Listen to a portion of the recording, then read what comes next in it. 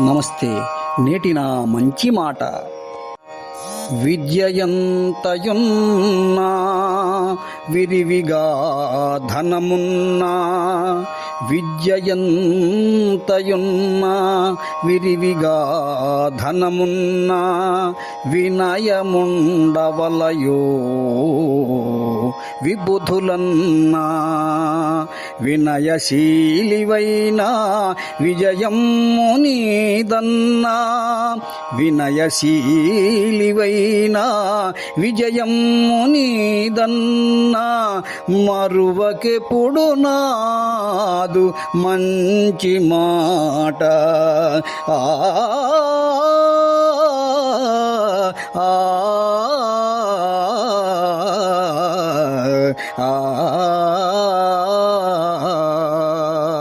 మిత్రులారా, ఎంత సంపద కలిగిన వాడైనా, ఉన్నత విద్యావంతుడైనా పెద్దల పట్ల వినయ విధేయతలు లేకపోతే ఎందుకు పనికిరాడు. తమ రంగాలలో రాణించలేడు కూడా. గర్వము, అహంకారము కంటికి కప్పి పొరల వంటివి. ఆ పొరలు ఎదుటివారిని లెక్క చేయనీయవు.